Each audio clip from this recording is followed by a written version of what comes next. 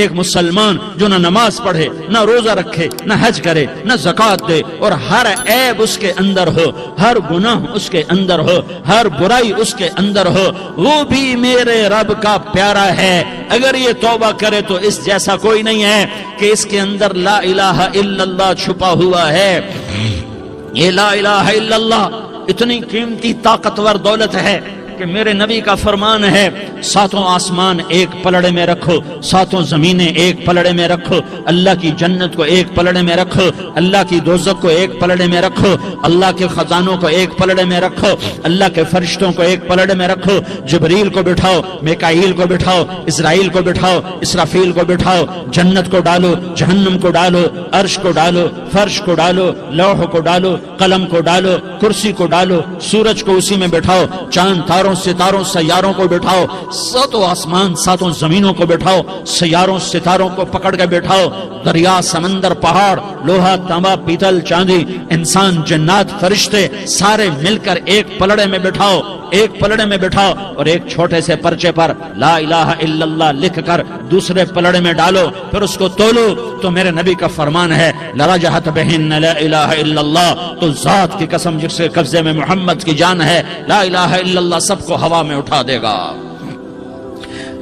جس نے کبھی زندگی پر سجدہ نہیں دیا لیکن وہ کہتا ہے لا الہ الا اللہ محمد الرسول اللہ، یہ بھی اللہ کا پیارا ہے، یہ بھی اللہ کا پیارا ہے۔ ان تابوا فانا حبیبہم، توبہ کرو تو یہ اللہ کہتا تم میرے محبوب ہو۔ مسلمان کلمہ گو، ہم مسلمان، ہم امت ہیں، امت ہیں، ہمیں ہمارے نبی نے امت بنایا، ہوا سماکم المسلمین، ہمارا نام مسلمان رکھا، باقی ہمارے وجعلناکم شعوبا وقبائل لتعارفوا، یہ تعارف کے لیے ہے، یہ بلوچ ہے، یہ پٹھان ہے، یہ پنجابی ہے، یہ سندھی ہے، یہ بروہی ہے، یہ بلتستانی ہے، یہ گلگتی ہے، یہ سرائکی ہے، یہ ہمارے تعارف کے لیے ہیں، ہمارے تعارف کے لیے ہیں، لیکن ہم امت ہیں، یہ عورتیں، یہ مرد، یہ جوان، ہم سب امت ہیں، کل جسد الواحد، ہم ایک جسم کی طرح ہیں۔ ایک مسلمان ساتوں زمین آسمان سے اللہ کو زیادہ محبوب ہے، ایک مسلمان ساتوں زمین آسمان سے زیادہ اللہ کو پیارا ہے۔ نافرمان برداروں کی بات تو فرمان برداروں کی ہے، نافرمانوں کو میرا اللہ، میرا آپ کا اللہ کہتا ہے یا عبادی، یا عبادی الذین اسرفوا علی انفسہم لا تقنطوا من رحمت اللہ، اے میرے بندو، قرآن کا لہجہ سنو، اے میرے بندو، اے میرے بندو، کیا پیار ہے، اے میرے بندو، کیا محبت ہے، اے میرے بندو، کیا مٹھاس ہے، اے میرے بندو، کیا شہد بھرا ہوا ہے۔ کون سے بندو؟ نیک متقی، مفتی نعیم جیسے مفتی اور محدث کا محدث مفسر، نہیں نہیں نہیں نہیں نہیں، تبلیغ والے طارق جمیل جیسے تبلیغ والے، نہیں نہیں نہیں نہیں نہیں، تہجد گزار، نہیں نہیں نہیں نہیں نہیں، نیکوکار، عمرہ کرنے والے، حج کرنے والے، نہیں نہیں نہیں، یا عبادی، یا عبادی، اے میرے بندو، جیسے ماں کہتی میرا لال، میرا لال، میرا بچہ، تو اس ماں کے لہجے میں جو ممتا ہے اس کا کوئی ترجمہ کوئی نہیں۔ یا عبادی، اس میں جو محبت اور پیار ہے اس کا کوئی ترجمہ کوئی نہیں۔ اے میرے بندو، اس لہجے میں نہیں، اے میرے بندو، اے میرے بندو، اے میرے میرے میرے، جیسے ماں کہتی میرا لال، میرا بچہ، میرا بیٹا، میرا چاند، تو اس میں کیا محبت ٹپک رہی ہوتی ہے، کیا شہد گھلا ہوتا ہے، اس کا کون ترجمہ کرے؟ تو میرا اللہ کیا کہہ رہا ہے، اے میرے بندو، کون سے بندے؟ لیاری کے متقی تہجد گزار، مرد عورت، نہیں نہیں نہیں نہیں نہیں، الذین اسرفوا علی انفسہم، اللہ یوں کہہ رہا ہے، اے میرے نافرمان بندو، اے میرے نافرمان بندو، اے میرے میرے میرے، اپنا بیٹا نافرمان ہو تو ماں کہتی تو میرا بیٹا نہیں ہے، دور ہو جا میری نظروں سے۔ باپ کہتا ہے تو میرا نطفہ ہی نہیں ہے، میں تجھے آگ کرتا ہوں جائیداد سے، اور اللہ کہتا ہے، اللہ کہتا ہے اے میرے بندے، اے میرے بندے، اے میرے بندے، میرے بندے، تم میرے ہو، تم کیوں ڈر گئے ہو؟ کتنوں کو تمہارے گناہ ہیں؟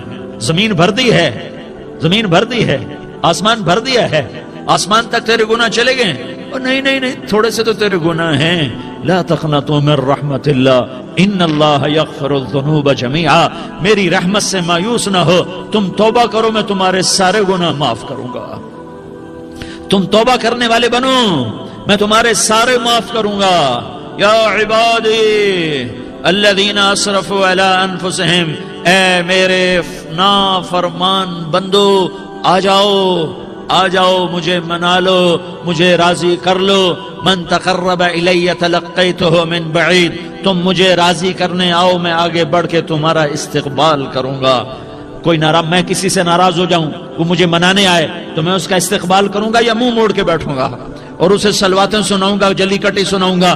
میرا رب کہتا ہے لیاری کا جو مجھے راضی کرنے آتا ہے میں آگے بڑھ کے اس کا استقبال کرتا ہوں۔ میں کہتا ہوں آ جا میرا بندہ، میں تو کب سے تیرے انتظار میں تھا کہ کب توبہ کرے گا اور میں معاف کروں گا، کب توبہ کرے گا اور میں معاف کروں گا۔ اللہ کو اپنا بناؤ، اس کے در پر جھکنے کے ساتھ۔ ہمارے گناہوں کی حیثیت ہی کوئی نہیں ہے۔ بنی اسرائیل میں ایک آدمی نے 99 قتل کیے، اس کو خیال آیا میں توبہ کروں، ایک عبادت گزار کے پاس گیا اور اس سے پوچھنے لگا میں نے 99 قتل کیے ہیں، میری توبہ ہو سکتی ہے؟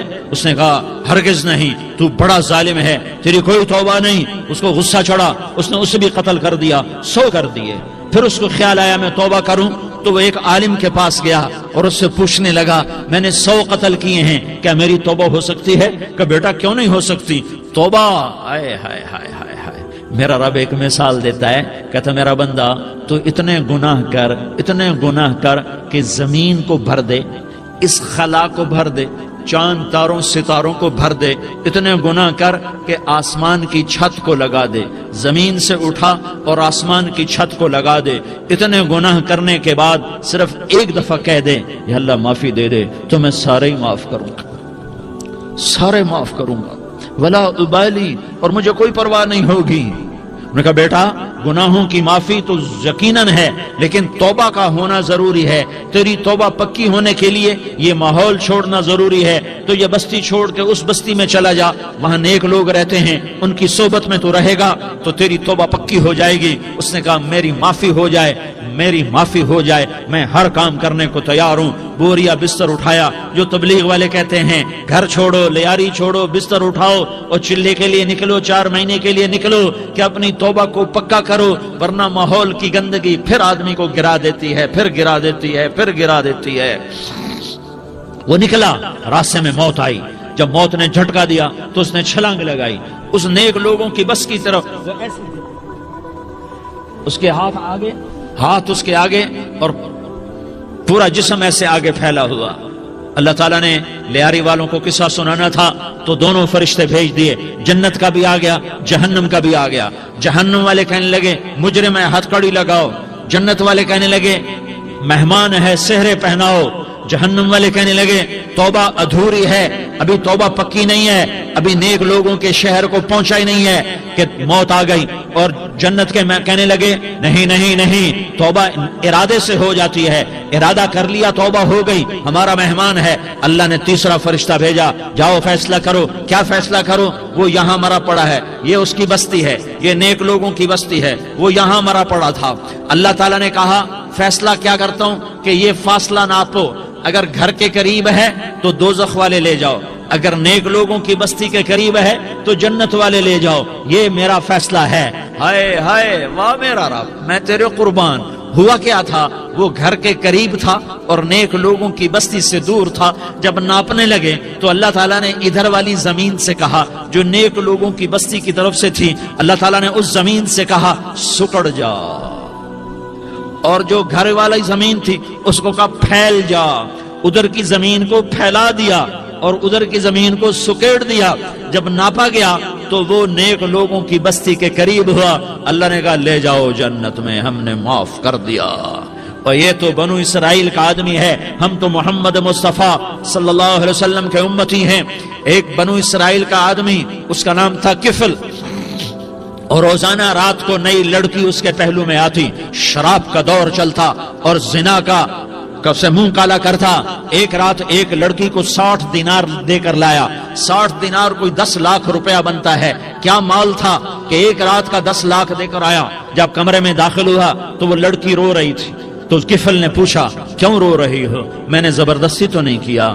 تو وہ اس نے روتے ہوئے کہا کفل میں پیشہ ور عورت نہیں ہوں، میں عزت دار عورت ہوں، مجھے بھوک نے یہاں تک پہنچایا ہے۔ میں یہ کہا کرتا ہوں جب سردار لوگ، جب مالدار لوگ زکوٰۃ نہیں دیتے تو غریبوں کی بیٹیاں نیلام ہو جاتی ہیں۔ مالداروں سے کہتا ہوں، ان سرداروں سے کہتا ہوں کہ اللہ کے نام پر دیا کرو کہ غریبوں کی بیٹیوں کی عزتیں بحال رہیں۔ تو کفل نے جب دیکھا اور جب سنا، آنسوؤں کو دیکھا اور اس کی بات کو سنا، تو وہ اس کا وحشی دل، پتھر دل، کیا آنسوؤں نے کام کیا کہ وہ رونے لگا۔ کفل رونے لگا اور کہنے لگا بہن جس عزت سے آئی تھی اسی عزت سے واپس چلی جا، اور میں بڑا کتا انسان ہوں، میں بہت گندا انسان ہوں، میں تیرے آنسوؤں کے طفیل توبہ کرتا ہوں، تو میرے لیے دعا کر دے، اللہ میری بخشش کر دے، اور تو چلی جا اپنی عزت کی سلامتی کے ساتھ، اور جو مال میں نے تمہیں دیا تھا تمہیں ہدیہ۔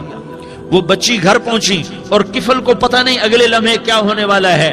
تھوڑی دیر کے بعد کفل مر گیا، اچانک جوانی میں موت آ گئی۔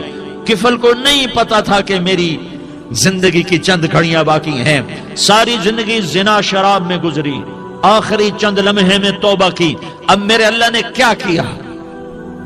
اللہ کے بن جاؤ، ہاتھ جوڑتا ہوں، اللہ کے بن جاؤ، اللہ کو اپنا بنا لو، اللہ کو اپنا بنا لو، اللہ کو اپنا بنا لو، اللہ سے دوستی لگا لو، اللہ سے یاری لگا لو، اللہ کے آگے سر جھکا لو، ایک دوسرے سے محبت والے بن جاؤ۔